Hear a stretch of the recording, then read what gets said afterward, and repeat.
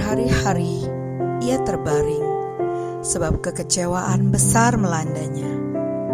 Sadar bahwa ia akan mati, ia memanggil semua sahabatnya dan berkata kepada mereka, "Rasa kantuk menjauh dari mataku, hatiku resah karena cemas. Dalam hati aku berkata, betapa beratnya kesusahan yang kualami. Betapa dalamnya aku tenggelam oleh arus kesedihan. Padahal semasa kejayaanku, aku begitu murah hati dan dikasihi. Kini aku teringat akan kejahatan-kejahatan yang kulakukan di Yerusalem.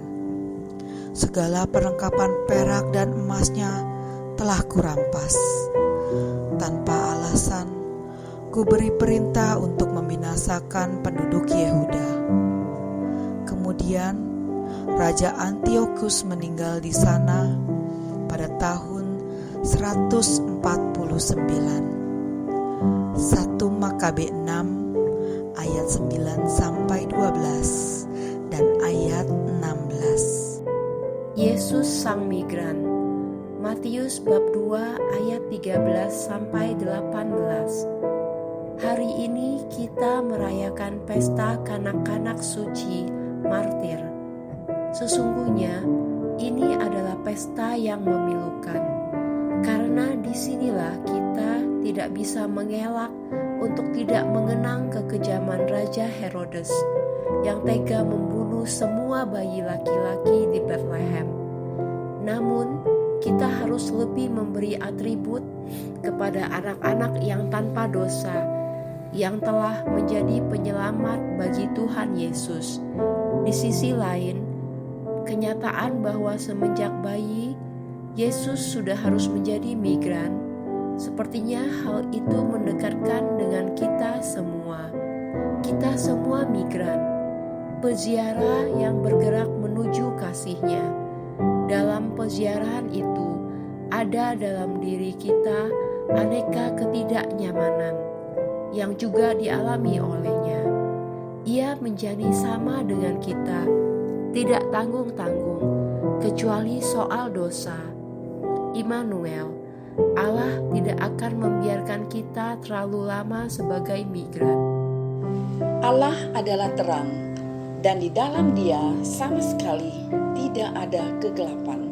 1 Yohanes 1 ayat 5b. Terang sejati hanya mutlak milik Allah. Padanya tidak ada kegelapan, kekelaman. Sedangkan manusia dan seluruh alam ada dalam kuasa dosa. Sang Sabda, firman yang menjelma menjadi manusia, punya misi menebus, membebaskan manusia dan seluruh alam dari kuasa dosa. Namun, apakah semua manusia mau ditebus, dibebaskan, sehingga tidak lagi hidup dalam kegelapan? Senyatanya, mayoritas manusia lebih suka kegelapan.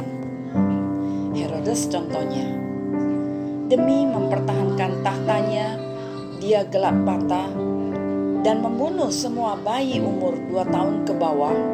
Matius 2 ayat 16b. Hanya dengan tujuan membunuh bayi yang baru lahir, yang akan menjadi raja Yahudi. Bagaimana dengan saya dan Anda? Tuhan memberkati mereka yang hidup dalam terang Tuhan. Jesus the Migrant. Matthew chapter 2 verse 13-18.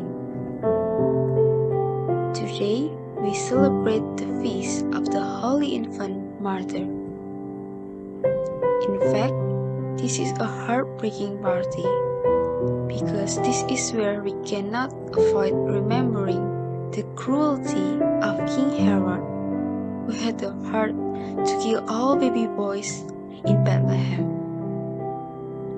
However, we must give more attributes to children who are without sin, who have become Savior for the Lord Jesus.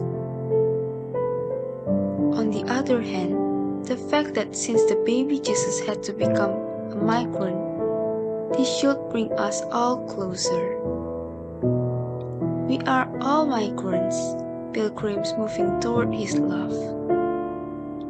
In that pilgrimage, there are various inconveniences within us, which are also experienced by Him. He became the same as us, not half-hearted, except for the matter of sin. Emmanuel, God will not let us be migrants too long. 晨露，耶稣移民。今天我们庆祝主圣婴孩殉道庆日。事实上，这是一个令人心碎的机会，因为在这里，我们不禁想起黑罗德王的残忍。